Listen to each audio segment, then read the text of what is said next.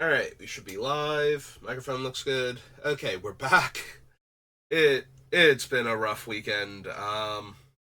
If you watch my Final Fantasy VII Rebirth playthrough, the one that I was doing Wednesday night, I think, or Thursday night, something like that. Excuse me. I forget when the last time I actually successfully streamed was, but I mentioned that out of nowhere I just suddenly felt like I had like post nasal drip and everything. And it's like, you know, it's a time of year when my allergies can act up. I wasn't too worried about it. So I think that might have been Wednesday night because I'm pretty sure Thursday I was just unconscious for the entire day. And Friday felt miserable. Um, no, maybe it was Thursday. So Friday I was unconscious. Saturday I was miserable. Sunday I had work, and Monday I had work early because it's the holiday weekend here in the States. Like the unofficial start to the summer season for most businesses around here. And yeah, I am still not at 100%. Like, normally when I start doing one of these things, I have to, like, cough and clear my throat and everything. It's like, why? I was fine before. It's like, no, I was not fine before. I am. My microphone's like, it's registering, but the microphone's angle is wrong, so if some of that didn't come through, sorry about that. So, yeah, I've been sick as anything for, like, the entire past 5, 6 days, whatever it's been, so. Uh. Anyway, we're back. We're working on Ertha Joe. So, when we stopped last time, we were at 95 cards, so she still needs 35 cuts before she's done. I thought I was going to have her done this weekend, but, Blue decided, nah, you're good. You should go take a nap.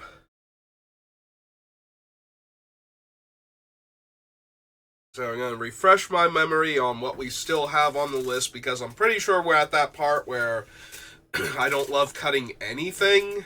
So, alright, so Basalt Monolith is in here because of Zerta, and we like infinite mana. Soul Ring, Swords to Plowshares. Land Tax is a way to make sure I hit my land drops because we can use the extra mana. um, just love how Preacher interacts with our commander. Jester's Mask also. It's just such a powerful effect when you get to hit two players. It can be a very powerful effect to hit one player with this, but unless I'm going for a very specific strategy, it's usually not that interesting to me to mess with one opponent's hand that badly. A lot of times, what you do with this card is you either negotiate with them, you give them something that they want anyway, but that doesn't let them win the game on the spot. And you give them like a removal spell with the idea that they're going to use that removal spell on something that you both don't like. And then you give them like some lands or something. So basically you're not ruining them by doing this, but you're making sure that you're getting what you want out of it, basically. Hang on, I just decoupled one of the... there it is. One of the connector points for my capture card for when I'm playing on the PlayStation. The Final Fantasy VII Rebirth thing. So that's usually what you're doing when you're using Jester's Mask. So getting to hit two players, because the other option is you just take away their hand and give them a bunch of useless lands or something, or cards that don't matter to you but might annoy other players, that sort of thing. Like, we don't have a ton of comes into play abilities in our deck anyway, so we could give them a Torpor Orb type effect in order to cut off the comes into play abilities of the other players.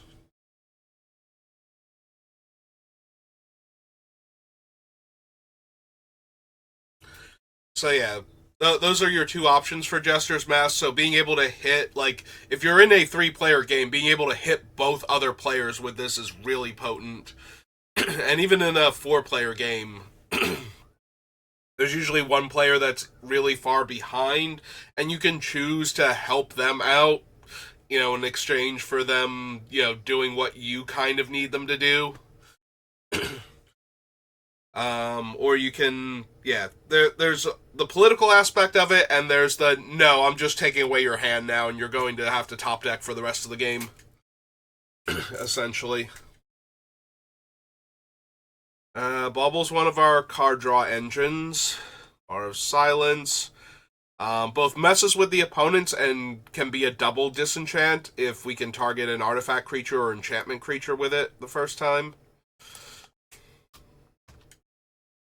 Yeah, even without the liquid metal coating and torque, it's still worth it in case we have to destroy an artifact creature and something else. So, Helm of Possession is a double steal. Stark is a double kill. I do wonder if we want Homeward Path with Stark, Defector, and Yes Man all in the deck. But that's a land, so it's not like it's taking up extra space or anything. Hellkite deals a lot of damage because we can copy the ability. Grim Monolith goes infinite with Ertha. Armistice is kind of on the chopping block. It's expensive, but while our commander is in play, it does draw us 2 cards per activation. So, and while giving out 6 life is not the best, there's political reasons for doing it, and there's also just, I'm drawing 2 cards without actually spending a card. I'm just spending mana. And sometimes that's way, way better than, sitting there and doing nothing. And giving 1 player 6 life or 2 players 3 life each is not as bad as doing nothing. If you can refill your hand and find some action. Also, if you don't find action in those draw steps, that's 2 turn cycles you weren't doing anything. So, 6 life is probably still worth it if it ever gets you to anything that gets you back into this game. Even a little bit at that point.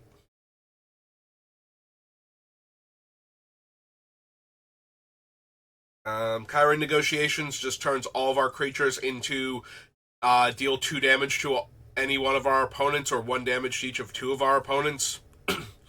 At the end step before I untap. Just all of my untapped creatures have that, so that's just absurd. And that's not counting some of the other things we can do. Kamal's tapped to deal 6. Sharpshooter untaps itself when things die. Gratuitous Violence is doubling up all this extra damage. Siege Gang Commander, we do have a handful of goblins besides him, and also he just makes 3 bodies that we can use to deal 6 damage divided up. Actually, technically 8 damage because he himself is a goblin. We can throw him. Also, he's one of our few things where we get a comes into play ability if we copy him with all of our Kiki effects. We don't need comes into play abilities to copy with Kiki. Sometimes just putting another creature into play and getting its tap activated ability again is good enough. So, in that regard, we don't need it to be Siege Gang Commander specifically, but when we don't have our Torpor Orb effect in play, Siege Gang is just fine that way. Mindslaver might be the best card if we can just slam it and activate in the same turn. If nobody gets a chance to respond to this or stop it from happening, getting to Mindslaver the next 2 turns on somebody, or each player once in like a 3-player game, or 2 players out of 3 for the next turn cycle. Like, it's very time stretch. Mindslaver is obscene in this deck. Like, Mindslaver is already backbreaking when you can pull it off to begin with, so getting to pull it off twice is probably more than good enough to win the game. It is 10 mana, though. Like, we do need to get to the 6 mana plus 4 to activate it immediately.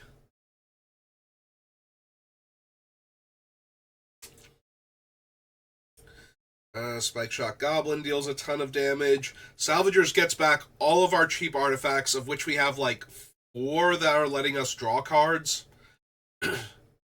Maybe it's only three. It's the two baubles and the Stone of Eric, definitely, and I forget if there's a fourth one. There's also like a handful of playable 1-drop and 0-drop artifacts in our deck that if they manage to get to the graveyard, we would want to buy them back, so. Avarice Totem being one of them. I've already explained the like double. By copying the ability, we can actually swap the Avarice Totem. You can use the Avarice Totem to swap one of our creatures for one of our opponent's permanents, basically. um, by stacking it correctly. I'll probably go over that again at some point in time, but I've gone over it like 3 or 4 times during this deck building thing, how that works, so. Oh, hang on a second. Mom's calling.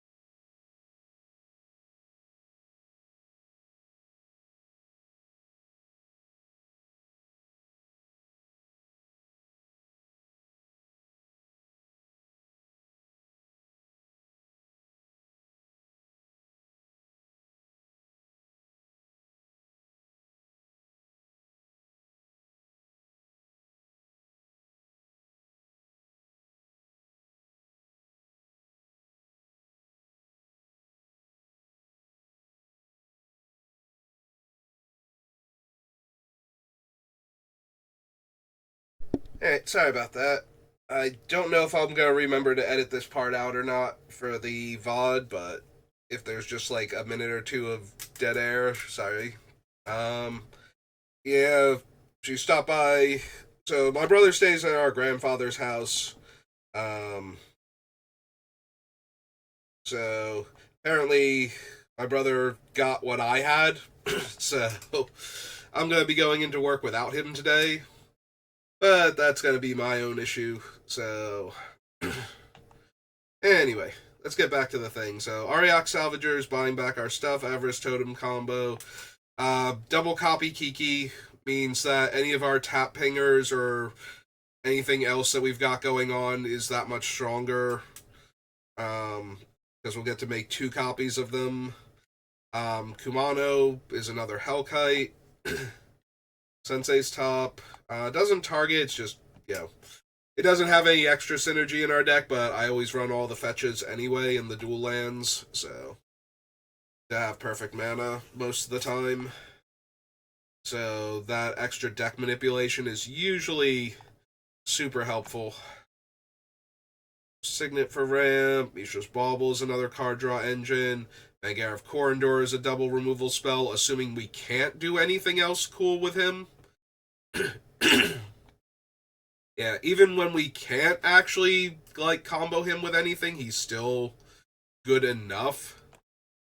So, Return to Dust is one of our removal spells. Bloodshot Trainee immediately gets to 4 power with our commander because she'll make the token, and the token, like the ability, will get copied, so it gives +2/+0. So immediately gets to 4 power. So, Austere Command is a board wipe. Brian Stoutarm get to hit twice. We don't have like a lot of huge creatures, but we do have like 4 different ways right now to make mercenary tokens. So our creatures will have power a lot of the time. Like Ertha Joe herself will guarantee 2 extra points of damage normally, just from her tokens activation.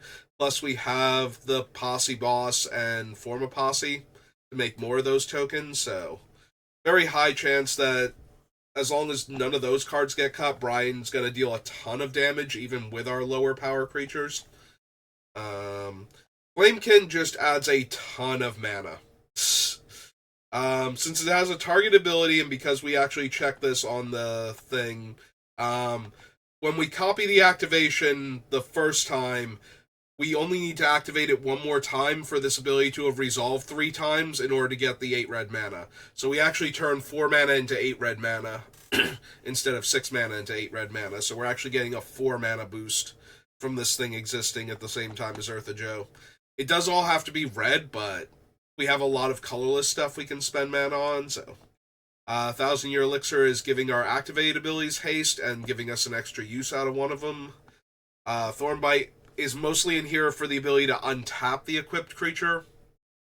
Basically turning our regular pingers into Goblin Sharpshooter. So, we throw this on Kamal, and he taps to deal 3 to this creature and 3 to an opponent, and the 3 damage kills that creature. It's like a token or a utility creature or something. Now Kamal untaps, and we get 6 more damage we can throw around. So, Path to Exile, premium removal. Basilisk Collar, we have a ton of pingers. Stoneforge, we have the Collar and 2 haste granting equipment. I think we have, and the Thornbite Staff, and we have like one other equipment artifact, I think. We had a bunch of other things that would enable this strategy, but they were kind of expensive and janky, so we cut them, like the Trident. But we still have enough left on the list that she's tutoring for relevant cards anyway. Spike Shot Elder deals damage equal to its power as an activated ability. Into the Core is removal. Karn is just absolutely savage. Like, +4, you exile a card from your hand, and then either you exile another card from your hand, or that person over there also exiles a card from their hand. -3, kill a creature and another permanent. Yeah. Yeah, Karn's absolutely ridiculous. Like, Karn's already strong as just a colorless sorcery speed removal spell that can do other things afterwards. But in this deck, he gets that extra oomph, so...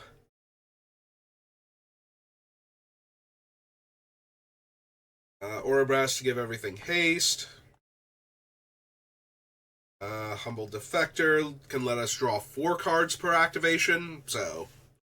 it's really hard to pass up on that, even if other players might get to draw some cards off of him.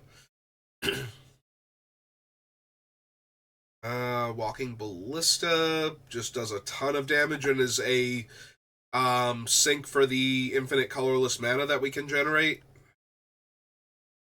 Captivating Crew lets us steal 2 creatures at a time. Helm of the Host just...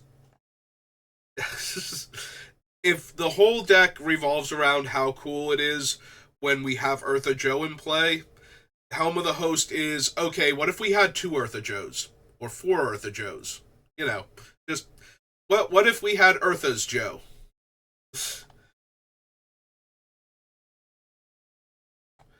Ugin, like, weaker Karn, basically, still kills 2 permanents that are 1 or more colors, and then makes a bunch of 2/2s until we can blow up another permanent or until he gets killed. We do have multiple ways to steal our opponent's creatures, so I do want a sack outlet so we can get rid of them. Also, turning our creatures into 2-point damage things, which is turning them into 4-point damage things with Ertha Joe, is, a fine use of resources if we have nothing else going on. Or if we just need that last, 6 to 8 points of damage to close out a game. Zerda, we are nothing but activated abilities. We can't companion Zerda, unfortunately, because our commander does not have an activated ability. She makes a token with an activated ability. So, Zerda has to be in the 99. Plarg is in here for Augusta, and Augusta is just silly giving us extra. We don't have access to, a Seedborn Muse. untap all of our creatures on our opponent's turns type of effect. So this is the next best thing that we can get for that type of ability. I just thought of something and I need to see. It can't work the way I think it does, and I'm not going to be able to spell it properly.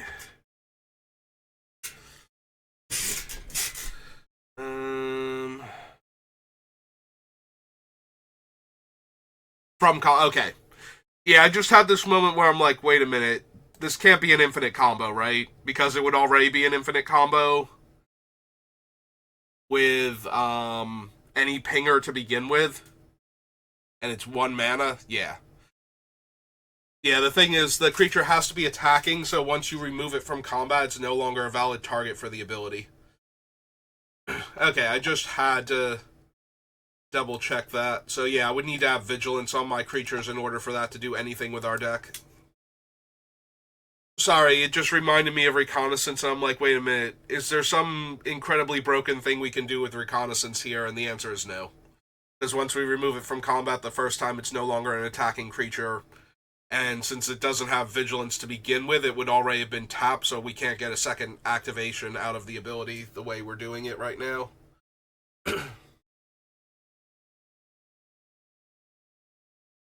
Technically, with Augusta, we could, in that we can untap them with Augusta, tap them all again to use their abilities, then untap all of them with reconnaissance, remove them from combat because we didn't actually want to attack with them, and then tap them all again. But that's going through a lot of trouble to get an extra sequence of tap activations out of them, because remember, if we didn't have vigilance attacking with them in the first place, that was one activation we could have gotten out of them, so Augusta is just giving us that one back. So that way, when we tap them again, we're getting the second activation out of the reconnaissance.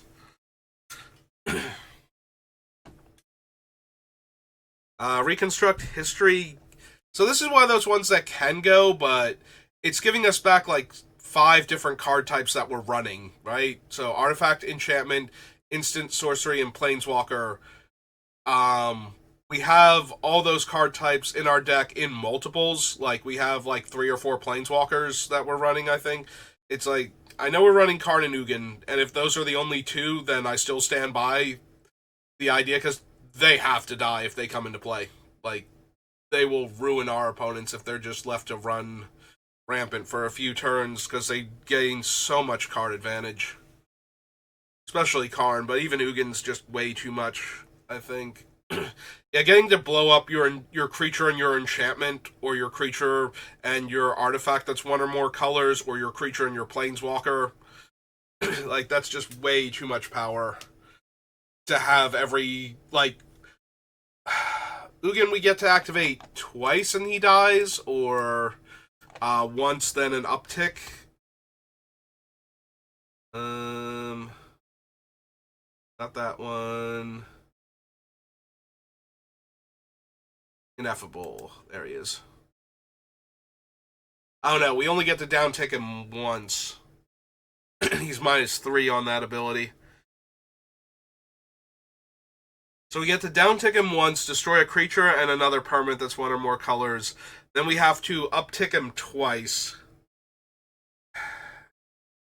Alright, so he's not as powerful then as I was giving him credit for. That's still like 6 mana, kill a creature and another permanent, and then he generates card advantage after that until he dies, so I still think he's fine. Slightly weaker than I was giving him credit for. For some reason, I thought he could survive his first down tick, like, and be within range of doing it again the next turn, because he's one of the rare ones. I was thinking he was like -2 and started off on 4 type of deal, but he's -3 instead. So yeah, we're only getting like 1 activation out of him, which makes the Reconstruct actually more likely to be able to grab him back, because we're going to down tick him once, kill some stuff, and then try and make some 2/2s, and then he's going to die. And then we're going to Reconstruct history on him to kill more stuff. Whereas Karn is kind of a must-kill, because his uptick is also tearing people's hands to shreds. Babel, Abel's another Kiki, plus the bonuses we get on the front face for waiting. Wandering Emperor's 2 removal spells and a trench coat and a fancy hat. And then after that, she's all upside too. But yeah, we just get to kill like 2 creatures that are attacking us for the most part. Unless we run into like Vigilance Indestructible things like Avacyn, we're gonna be good on whatever's attacking us.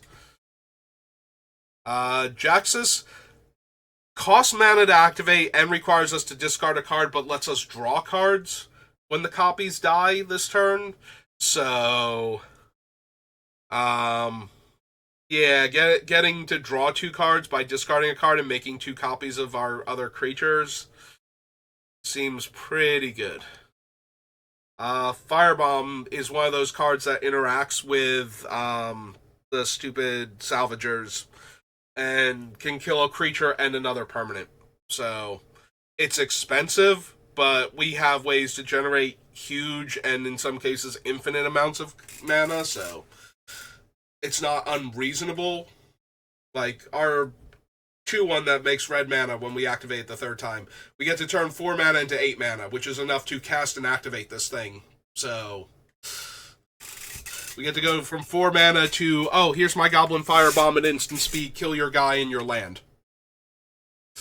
And now I can buy that back next turn. And this whole thing of this 8 mana plus the 2 mana, so it looks like it's 10 mana, but it's only costing us 6 to do that, is like so reasonable, it's ridiculous. It does require all the cards to line up. Like, sometimes we're just going to have to sit there and wait until we naturally hit 8 mana to do this. But the fact that we can do it a lot sooner, coupled with the ability to stabilize us if it's like one thing that's killing us, and the fact that we can recur it. Like, it's got enough things going on that even though it's not great, we do get to make the most out of it, so. Which is how it made it onto the list at all. Basilica Spellbomb is probably our weakest of our recursive artifacts that let us draw cards, but it's still a 1 mana artifact that we can turn into enhancing our creatures, which we do care about.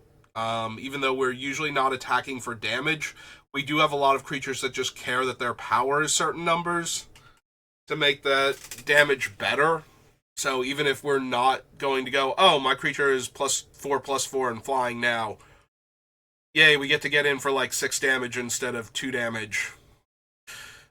Like, sometimes it'll be more relevant that it's like, now it taps to deal 6 damage instead of 2 damage.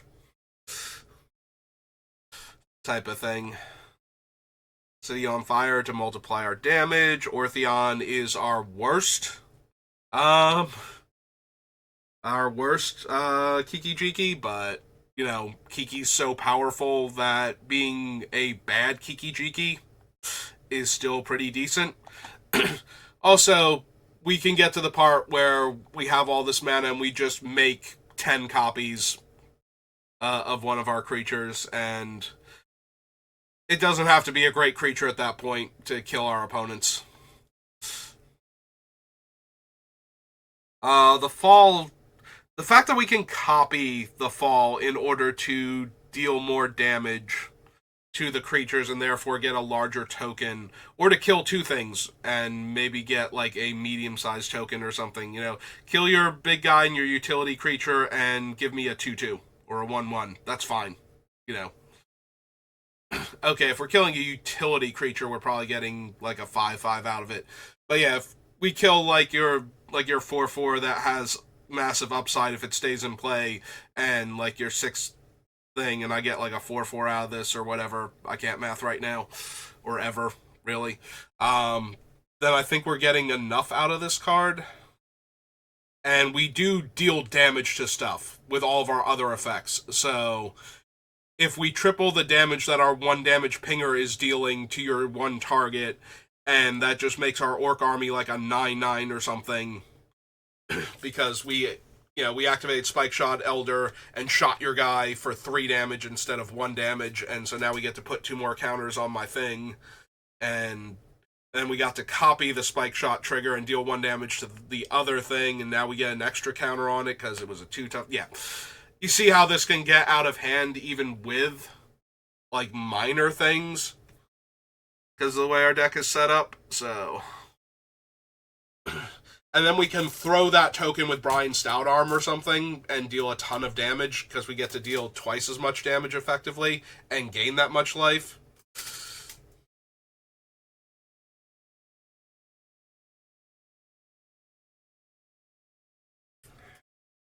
Zone of Eric is our graveyard hate that we can buy back and lets us draw a card. Since it targets the opponent whose graveyard we're exiling, we get to draw 2 cards off of it, since we'll get to copy the ability. Soul Cauldron just enables anything that we couldn't naturally do. One of the biggest complaints about this deck is all of the cool activated abilities in other colors that would have let this deck do, like, crazier things that we just don't have access to. So, Soul Cauldron being able to copy that and give us access to those abilities if somebody else has them. Plus, it puts 2/1/1 counters on one of my creatures, I believe. Oh, no, wait. Never mind. This is the reflexive trigger one. I'm thinking of the Soul Cage, which I believe we cut. Or whatever, the card from the big score bonus sheet from Thunder Junction that puts a counter and has Hideaway. Yeah, this is a reflexive trigger, and so that's not a copy thing that we can do, because the original target for the activate ability isn't something that Ertha Joe would copy.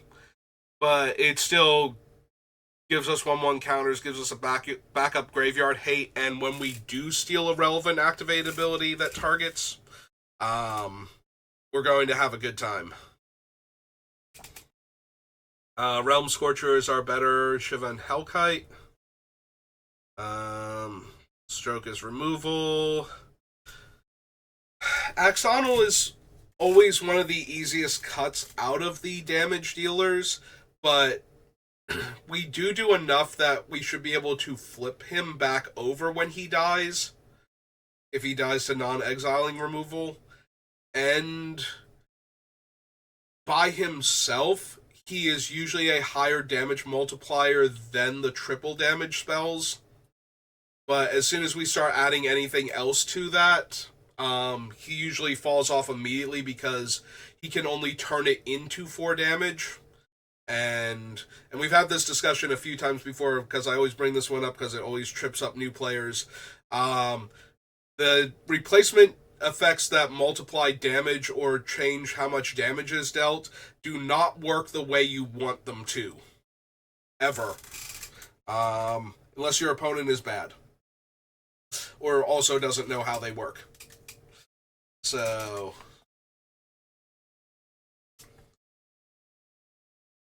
yeah, I've gone over that one like a dozen times because that one always trips up players that don't know that rule, and it's one of the most counterintuitive rulings in Magic, I think. So, but yes, the person being affected by the replacement effects gets to choose the order. The person or the controller of the thing being affected by the replacement effects gets to choose the order in which they're applied. So that is why it never works the way you want it to.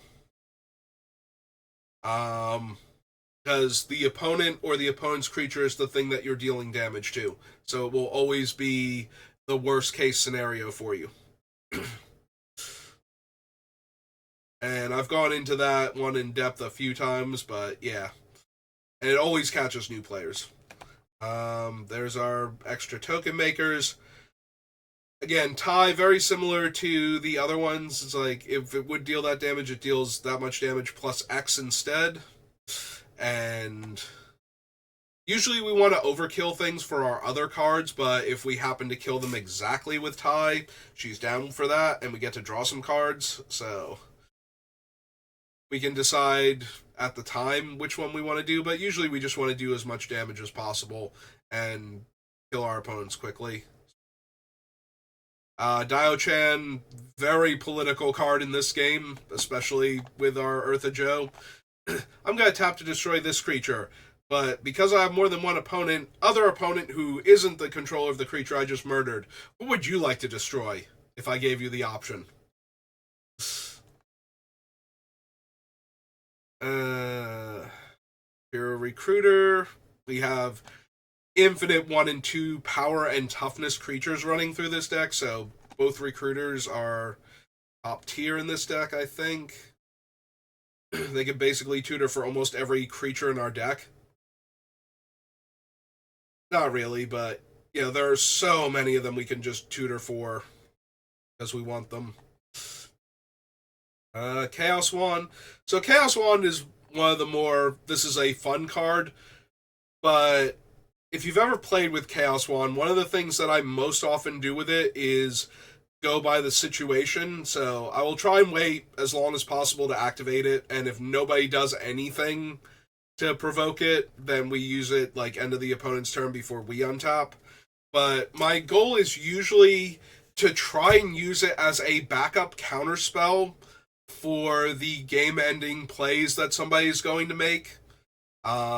They've assembled their combo or are about to, and we get one chance to break it up, and nobody has anything, so I just Chaos Wand the person who most likely has something to deal with it. And because we get an extra trigger out of that, we get to either hit that player twice, or if it's like a coin toss between which player is most likely to hit, we can target 2 different players. If like, okay, this spell resolves, I go infinite, but I'm relying on these permanents being in play when the spell resolves for that to work. So it's like, who has the most outs to breaking up this combo? And we just Chaos Wand that player. And if we don't have that situation, then Chaos Wanding players just to hit their spells and cast them is a lot of fun. Like, always a good time. Also, it breaks up any tutor to the top of the deck cards that players might be using. So, Rash Taunter, Fiery Emancipation, Recruiter of the Guard. Also, in super weird situations where we needed to break up their combo, somebody that can tutor to the top can actually go, oh, I have a tutor but no card draw. I can put the spell on top of my deck, though, and then you can cast it off the Chaos Wand. I have Vampiric or Mystical in hand.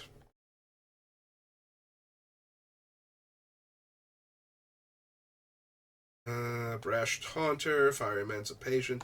Yeah, Taunter, like, this thing takes full advantage of our opponents having giant creatures in play. It's like, I'm going to poke that. I'm going to poke that again, and you're going to take damage equal to twice its power.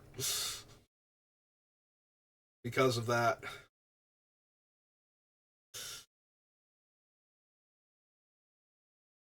Talisman for ramp.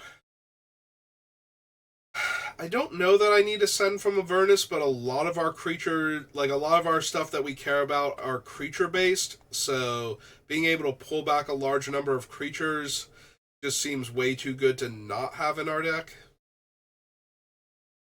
Alright, we do have a...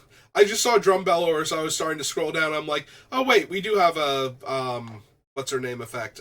Seaboard Muse. What's this thing? So yes, there is actually a Seaboard Muse in our deck. It's Drum Bellower, and it's in our deck because we would like a Seaboard Muse effect. Thank you. Okay, good job, me. Look, I've been so sick these past few days. Apparently now my brother has it, so... Gain Signet, Darksteel Mutation, Defarious Protection, Flawless Maneuver, Deflecting Swat. We want the Robaron Mercenaries because they go infinite with Kiki and close to infinite with, as much as I can spend mana on them for all of the other ones. So, Clever Concealment is our backup. Defarious Protection. Excise the Imperfect, Unexplained Absence, 2 of our better removal spells. Broadside Bombardier is another... Broadside Bombardier is our worst sack outlet, but it's potent enough that I want to keep it anyway. Like it's so much more mana efficient than Bloodshot Cyclops, which is our other option for this type of effect. Also, a lot of our creatures are low power but higher casting cost, so in that regard, it's decent. Also, it's a way for us to sacrifice our opponent's creatures that we steal from them with either the Helm or the Preacher. Sellsword keeps churning out mercenaries when we do other things, and in addition to making one itself, and much like Ertha Joe, I'll just need one mercenary in order to get it to draw us a card when it attacks. So, Yes Man is making like more card draw, and we get soldiers when it dies. And then Ryu is one of the most questionable cards still on the list. So because we can pump his power very easily, he can turn 5 mana and a card from our hand into a bunch of damage to our opponent's creatures and card draw, and usually still, like, if we need him to, we can draw one card and deal damage to an opponent or something. Because it's any target, so as long as we target a creature with the first activation, or the first, as long as we go creature first, then Ertha Joe will copy it and we can choose new targets. So, and if we overkill the creature with the original discard, then we get a card back. If we overkill 2 creatures, though, we get to draw 2 cards. So, he's expensive, though, is the issue. And he has to untap to do that, which means we have to attack with him or equip him with Thornbite Staff and spend 2 more mana to make him deal a point of damage first. So, well, 2 points of damage because Ertha Joe. So we're at like 41 minutes. We've gone over the whole list, and there's nothing that I super want to cut. Like, just look at it and go, no, that should be the cut. There's a bunch of stuff we can cut. Like I said, Ryu's a little low on the list right now. Broadside Bombardiers is powerful, but it does need to be able to it doesn't need to be able to connect to use the ability, but it does need to be able to connect to survive. Like, it needs to be able to actually get into combat. Otherwise, we get to do this once, which might be the biggest argument against it. There are, even without Subira, who we did cut, we still have merit to running Rogue's Passage. Hang on a second, because the phone's been ringing a lot. Let me go check what that's about.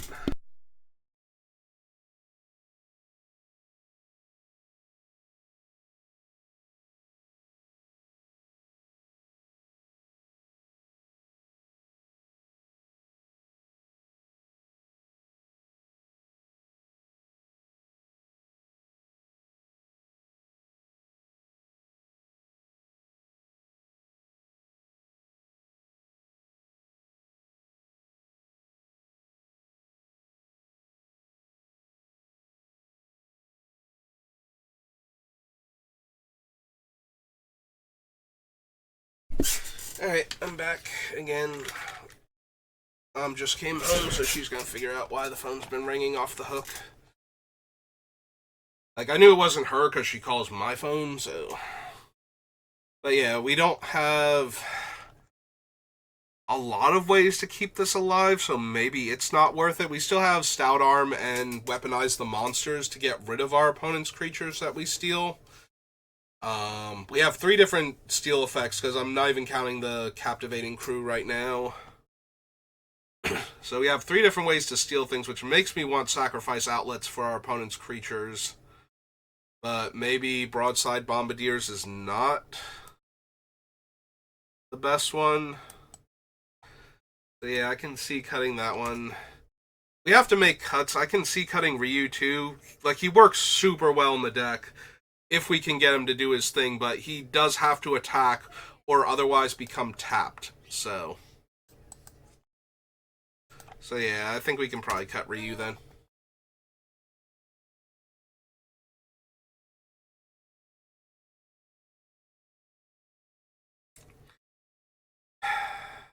Honestly, there's a part of me that can see cutting Flawless Maneuver.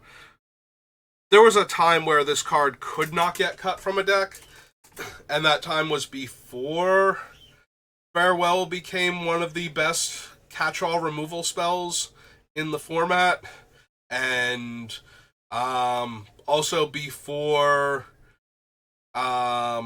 what's his name, Clever Concealment became just such a better way to deal with getting all of our stuff exiled. Like, it only protects our creatures and only makes them indestructible. And that used to be such an insane thing, and it's really weird to me that I now consider cutting Flawless Maneuver like way more often than I used to. I always consider Deflecting Swap because it was always targeted removal, so it's like, okay, yes, everybody does run targeted removal, so there's always going to be a chance to save one of my important things with Deflecting Swat and kill something else instead. But a lot of the time I'm losing to board sweepers, like, that are catching too many of my different things. So, Deflecting Swat was a thing I could cut if I did not need it. But Flawless Maneuver was always, no, this thing is like iron locked into the deck. It's like Fierce Guardianship, then Deflecting Swat, or I'm sorry, Fierce Guardianship, then Flawless Maneuver, then Deflecting Swat, then Frolic, and then whatever the Fog's name is. But like I said, with Farewell becoming like the default wrath that you have to worry about if your opponent's in white, and the other two protecting all of your things and successfully protecting them from Farewell, where Flawless Maneuver can only save your creatures, I can actually see cutting Flawless Maneuver, and that's insane to me. Like, I did not... The evolution of Commander to the point where I don't consider Flawless Maneuver an absolute must-run card when I have the option in all of my decks because I have access to Protection and Clever Concealment is just so baffling to me. Like, this thing went from an absolute must-run to I don't think I have room for another of this effect. And there's too many better versions of it. Maybe if your meta doesn't have, like, as many exiling effects, especially mass exiling effects, like if you're still running more into Wrath of God and Supreme Judgment and Austere Command and Nev's Disc and O-Stone more than you're running into cards like Farewell and Merciless Eviction and Perilous Vault, then Flawless Maneuver goes back up in value. But even then, we're trying to protect our other things too, so being able to save our other stuff with, like, Teferi's Protection. Oh, click. Clever Concealment. Was that only creatures? Or does it let us save our other stuff? I feel like it lets us save our other stuff. Yeah, non-land permanents, so we get to protect our enchantments and our artifacts and our planeswalkers from board wipes also. And from exiling effects. Yeah, I think the other two are just too versatile in what they protect you from. Flawless Maneuver is just the third copy of them and is way worse at doing its job than the other two are, despite it being free for having your commander in play, and despite it countering essentially every other wrath effect in the format. You know, you got like 6 wraths that are going to exile all of your stuff, and like 35 wraths that are not going to do that, or 50 wraths that are not going to do that get run, and it's still like, yeah, but I'd like to be protected from all 100 different wraths and not and not lose out on some of them just because.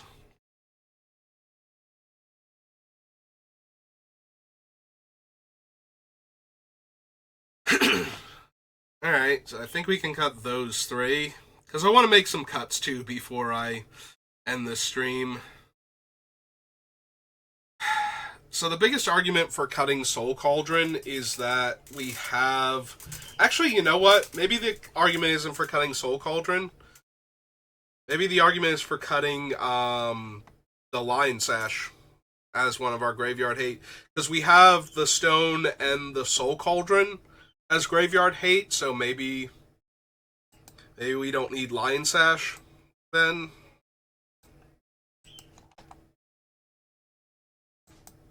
It helps that the Lion Sash can be in play and doing other stuff and then kill their thing or exile their things, but I think that's true of the other two. Also, it's just that once we get provoked into using the Stone of Eric or the Soul Cauldron, then the shields are down if they put something else in the graveyard with the intent to reanimate it. Because we can't buy back and replay those cards fast enough. Whereas the Lion Sash is just like, oh, you're going for a reanimate spell? Cool, I'll exile that thing to stop you from doing that.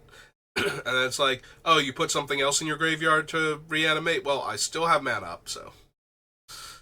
So yeah, Lion Sash, there's no easy way to play around it other than getting me a tap out of white or killing the Lion Sash first.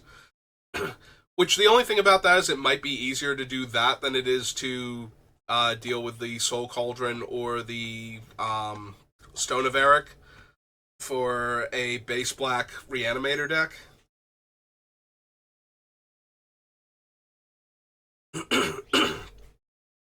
But it's still a third way to do the thing that we don't need 3 different ways to do the thing, so.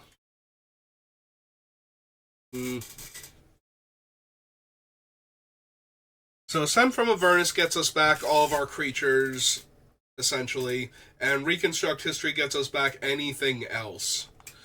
I wonder if we need both. I think, like, if we had to choose between one of them, I think I would rather have Ascend from Avernus because we're so creature heavy, and the creatures are our main thing. But we definitely have stuff in the other 5 categories we can buy back here. And I would very much like to have them back also in the situations where that's relevant.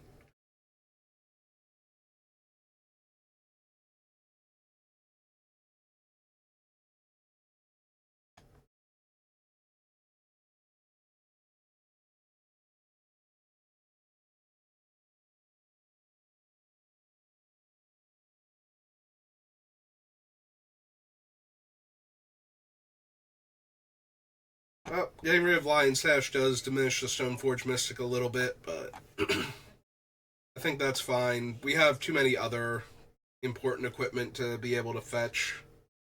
To just go, oh no, we've lost one of them. That makes our thing that much worse. There's a part of me that wonders if I just don't have room for Sad Robot, but we have a bunch of Kiki effects. So getting extra lands and extra cards out of the Sad Robot, like even if we're shutting down comes into play abilities, we still have... Actually, are we still shutting down comes into play abilities? I feel like I haven't seen Torpor Orb while we're going through this. I know it was on the list originally. Yeah, we did cut the Torpor Orb already. I guess because we have like 3 or 4 comes into play abilities on our things that we would like to have access to. So the Mystic, the Siege Gang, Sad Robot, and I think there's one other one.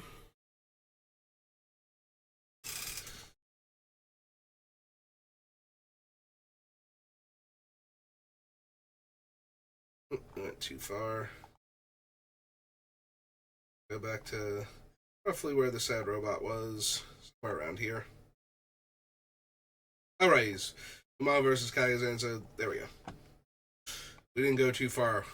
We did not go far enough.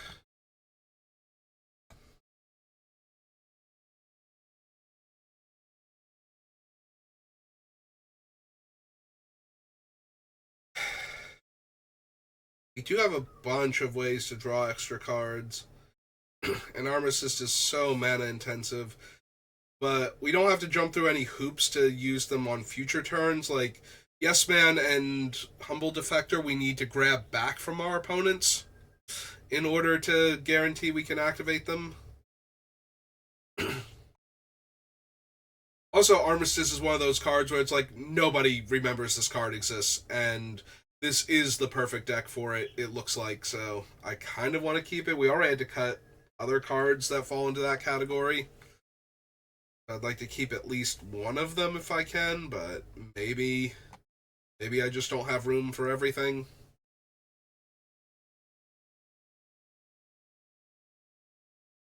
Alright.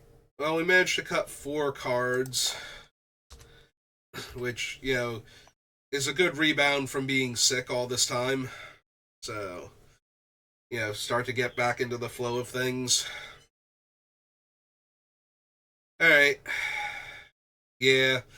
I know I missed out on a few minutes because I had to go answer some phones, but I think we have to call it here. Otherwise, I'm going to be, my voice is already starting to go. So rather than overdo it, we're just going to call it there. So thank you for putting up with me for being sick. Thank you for watching, and I will see you next time. Have a good rest of your day.